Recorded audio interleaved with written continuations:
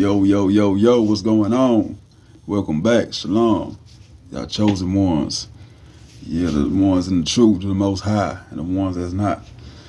Yes, sir. How y'all doing? This is another episode of There's No Love for Us Brothers, man. I was going to say that, but I was going to say the name of my channel. No Love for Us Entertainment. Why I named it that? Because as a black brother in America, there's no love amongst us. There's no love for us. Black women don't really fully love us like they're supposed to. Other races don't love us. So for the ones that are like, why you name his channel No Love for Us? Because hey, that's what it basically is. I'm trying to reach my people as much as possible. But today's topic I like to discuss is testimonies. Testimonies. We are here as chosen ones to tell people, our testimony, what we have been through in life, and how we done better ourselves and overcome our battles and wars. Of course, it wasn't done solely by yourself. I can't take the credit for myself. I know that the Most High God, the higher power above, it led me through that detrimental time that was in my life. It was hardship. But yeah, as I was saying before, I must give my testimony. I like to let y'all know that we are here supposed to tell people our testimonies. You don't want to leave this earth with no one bloods on your hands that you could have given them a warning, or you could have gave some type of advice, or you could just basically steer them in the right direction just by telling them your testimony. You could change someone's point of view on life, their mindset. It might not work overnight. It might do, depending on the circumstances they in. They want to change immediately. They can make that change. But all change is made possible. First off, you gotta give credit to the Most High God. There ain't no way around it. You know what I mean? Yeah, but anyway, what should I start? Let's know. Welcome back. Once again, y'all. This is No Love for Us Entertainment, and welcome to my channel. Subscribe, like, and share, please. Okay, but anyway, so my testimony I want to share with y'all right now is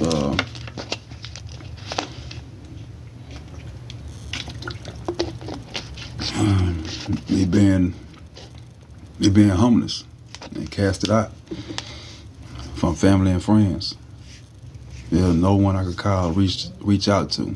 The whole entire 10 months I had been on the streets. It happened like my early 30s. Maybe I'll say like my first son was born. No, after my second son was born. Sorry, I take that back. Yeah, so it's like in 2017. The hard time. People don't turn their back on me, But I don't know if it was directly from the Most High or evil force, I don't know what made the people, but I know it made me, be homeless, because God wanted me to be dependent on Him and see that He can provide for me. I don't have to rely on people on this earth to do so. That He took me through the trenches, took me through the hard times, and I felt like I was there alone by myself the whole entire time. But I'm gonna say, before I got out the state of being homeless, I had sat down and realized that the Most High had put me through what He put me through for a reason. See, the other side wasn't as green as I thought, but it was a journey. At the time, me going through it, I didn't think that I would ever make it out of being in that state. But what kept me afloat was my job, basically. But I'm gonna say this too. It wasn't mostly my job first. that was second. You know what I mean? I'm a include that as secondary because the main reason was God. You know what I mean?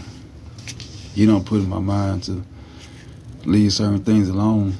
You know, at the time, I left like almost everybody alone that I knew. Even I cut ties with some family members because they wouldn't open their doors to me, and they weren't calling me and checking on me. At the time, I had a phone, so they didn't want to have my number. I had my number for like a couple of years. But family reached out to me. They didn't ask and see well I was okay. So I distanced myself, you know. I mean, at that time, it was like isolation time, you know what I mean? So the Lord had isolated me in order for me to get closer to Him. You know what I mean? I had a Bible with me at all times. I used to go to work, don't get me wrong. I work Monday to Friday, sometimes Saturday, you know. And I had a vehicle, but my truck was broke down at the time. So by me not having a roof over my head, no vehicle, it was tough. I had to go get a room maybe twice a week just to shower. And I used to always go change clothes. I was clean myself, take the bird baths in the restrooms and the grocery stores or whatnot. But you know what I mean? So it was like that, you know. But I was saying the moral of the story is that I wasn't alone, you know what I mean? I wasn't fighting the battle alone. You know, God was there with me the whole entire time. Even though He done brought some people my way, some strangers, you know, that looked out for me, you know, through the journey, you know. You don't forget people that did right to you and by you, you know what I mean? You living in a good condition, or you living, you know, in a worse condition, or a bad condition. People is people, you know. Sometimes strangers are gonna treat you more, I would say more, not kindly, but they'll be more dedicated to lend their hand out to you, you know what I mean? I don't see it all. You know, like I say, I'm 37, so I done been, you know what I mean, since a little kid I was running the streets. But after a certain age, man, like 2021, I settled down, you know, with my first wife. And even though we weren't legally married, but we've been together for 9 years, so you know, that's still like marriage, you know what I mean? In the eyes of God, you know, because I laid down with this woman, so you know they say, lay with a woman, you know, that's y'all actually married in the eyes of God, you know, not legally married, but not common law married either. You just married because you lay down. So I was saying, back to me being homeless. I need to get some of this water, sorry y'all. Yeah, on the streets, it wasn't too much of a struggle because I made sure that I ate, but I spent my money wisely. I was saving at the same time to get my truck together. So sometimes I couldn't afford to spend a night at the room, so I'll get a room for maybe like 2 or 3 hours, $25, you know, for a few hours.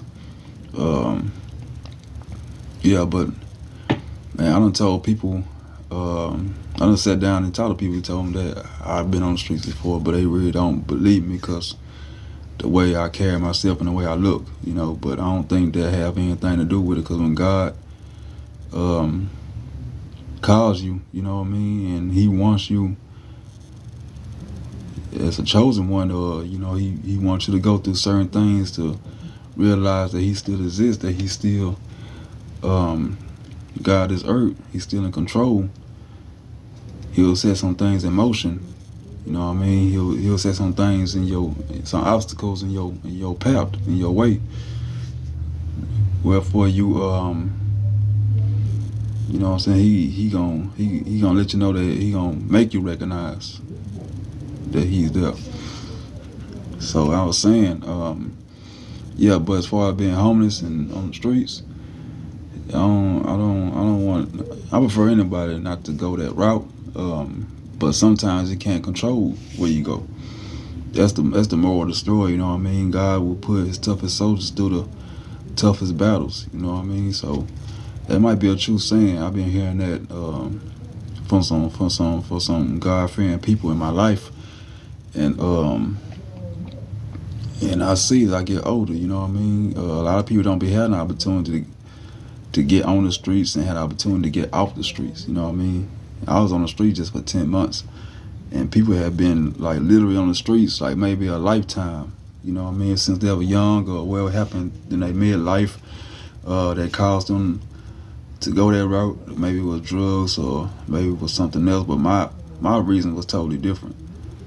You know, I didn't choose to live on the streets, you know. I didn't plan it. It just happened. You know, I had a place to stay the next day. Shoot, you know, I just felt like, hey, I had to do me for a little bit. But, you know, me and my child mother were together, but we didn't see eye to eye. And, you know, for me, by me not fighting and arguing with her and all that drama, and by me working 2 jobs, and I felt like it was my sole duty to do that, to take care of a newborn and be there financially and pay the bills and rent, you know what I mean, monthly. And one job was gonna cover it, you know what I mean, for me, her, and her other little 4 kids, and plus my child. So you had to make things shake. But anyway, yeah, that's how that begun. I left, and I was thinking to myself that hey, it's gonna be alright. I got family members out here, you know what I mean. I got my mom, I got my brothers, you know what I'm saying. I could go stay with any one of them. So I made a few phone calls, and soon down the line I found out, you know, to break down the story and let them know what's going on. And they done turned me down, you know. I couldn't stay in their residence. So I was thinking like, you know, family must be against me at this point. At the same time, you know, you gotta put yourself in my shoes, you know, and think like how I was thinking at the time. That's how you would think too. If you really think about it, know what I mean? Yeah, so that's what I was saying. It was just a journey for me. I seen later on that God was building me and making me stronger, and realizing that hey, I shouldn't be taking life for granted so much. Material things are nice to have and stuff, but you know, I was probably far away from God, you know, because at that time, before, like I told you on the last video, I had 2 baby mothers, and I was fucking around. I had like maybe 7 or 8 different women at one time. I only got 2 of them pregnant.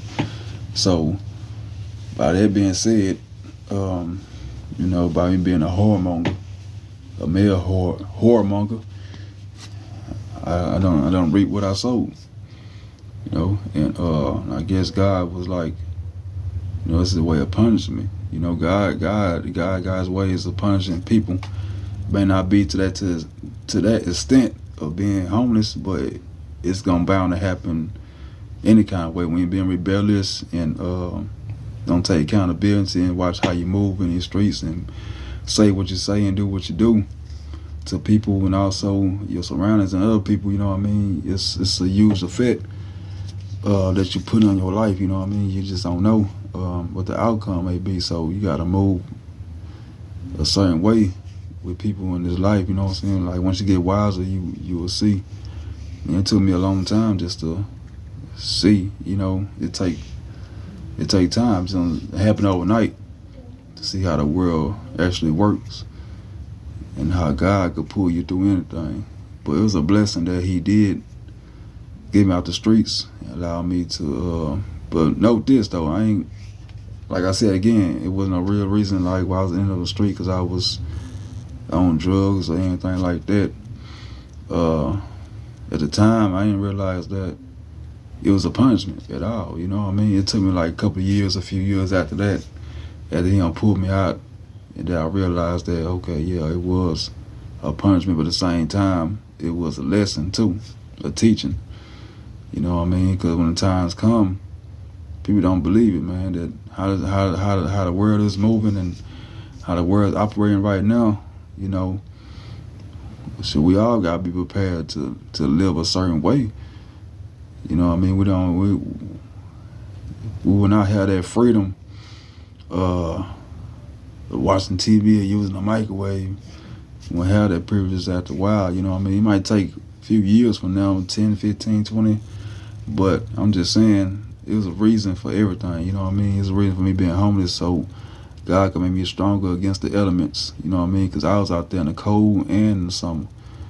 And I ain't never been like through that type of I ain't never been through that type of elements like that, you know, severe. Where like in the middle of summer, where I can remember, I always wake up in the middle of the night, just couldn't just breathe because it'd be so humid, no air circulating, and it'd be so hot. And then the cold it's a different story itself, man. The cold be so cold, the concrete get cold, bus station benches get cold, and note that I was sleeping on them things. I was to sit back and I used to just pray on a daily. I kept my backpack with me.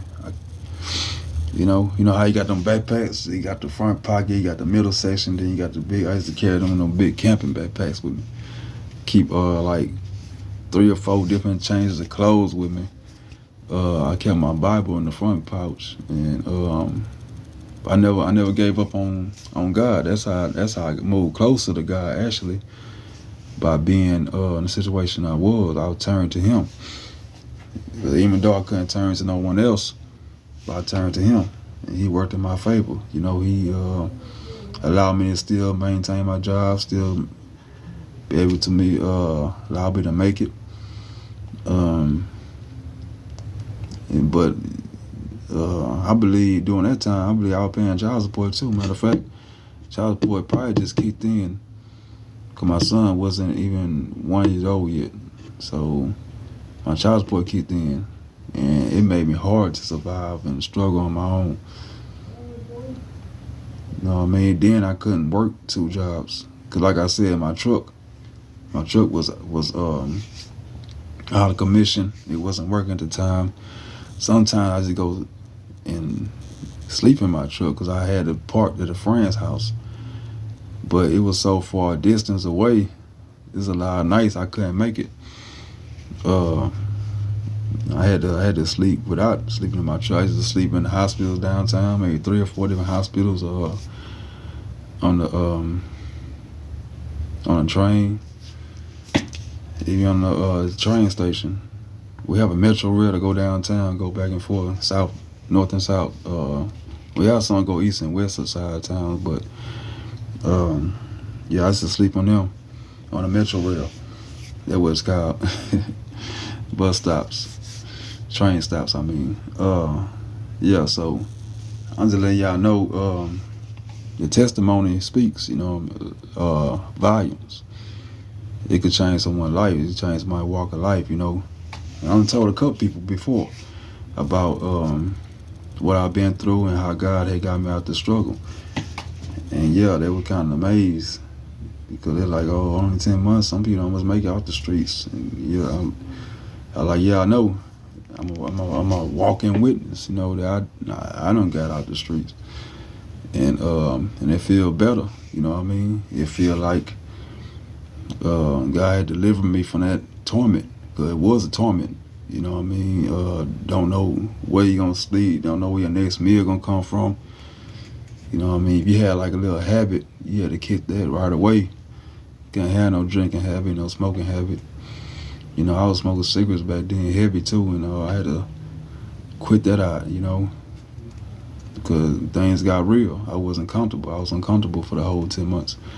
And the only time I found comfortability was in a room, even though it wasn't my own, even nights. I slept in a room. I didn't feel like, I was too comfortable. Because I know the next morning I got to wake up and do this thing all over again. The next night I ain't coming back to a room, Next night I might have got to if I can make it to my truck, I go sleep in the back seat of my truck. And I had an SUV, so yeah, I could sleep in that. But without it running, it still got cold in there. It still got hot and humid in there. You know what I mean? So ain't no way you cut the heat on or cut the AC on to cool you down or warm you up. So, but even though you couldn't do none of them things, it was even better than watching your back and sleeping outside. You know, and the area where you gotta sleep at, sometimes you gotta pick a certain spot. You know what I mean? You just can't open up shop on someone else's territory or someone else's area. Cause homeless people believe it though. Believe it or not, they do have their spots and everything. So you gotta find a designated spot for yourself and stay out the way of trouble, because you don't know how people are or what's on their mind these days. So yeah, you got some people, the only people that would do you in, some fact that they don't know you. They never seen your face before. But I'm gonna tell you though, I got along with a lot of homeless people though. Matter of fact, you know what I mean, the ones I involved myself with was the ones that they used to tell me about the streets. They wouldn't just try to get down on me and get greedy. Cause there's some greedy homeless people, once they know that you working and whatnot, they want to go in your pockets and or try you, or you know. But hey, that journey that taught me so much. Not just for providing for myself and looking out for myself, but also the street life. You know what I mean? So I got 2 outlooks on life, maybe 3. You know, having a roof over my head and out there being in the streets and struggling. It's still a struggle when you got a roof over your head too, because you still gotta maintain these bills and the rent, phone bill, you know, car insurance and all that such. So it's a struggle, life a struggle, period. But it's a much struggle out there, you know, being on the streets, and a lot of people don't realize it. You know, it ain't no joke, and it's not a game being out there. And especially you can't call no one to depend on. That's really the thing that gets me too. But anyway, yeah. So don't forget to share your testimony with people. It's an eye opener for people. You know what I mean? It make them change their views and their looks on life. You know, and turn to the Most High too. At the same time, that's what we try to do. We try to glorify Him in all walks of life. You know, right or wrong.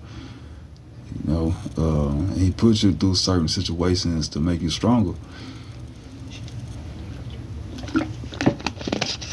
To make you stronger in life.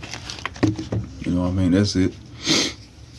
Yeah, so if you know, you know. You know, don't go around just asking why me and blaming God, because it ain't gonna get you nowhere. It's gonna get you deeper and what you with, because you gonna feel it, because you don't want to make the Most High feel like that you're ungrateful for any reason necessary. You know what I mean? You don't want to feel like you're ungrateful for His grace. You know, you gotta praise Him in every aspect of life, especially when you talking to someone. I always mention the goodness of God and what He done for you. So once again, this is No Love for Us Entertainment. Thank y'all for tuning in. Like, share, and subscribe. Thank you. Have a good day.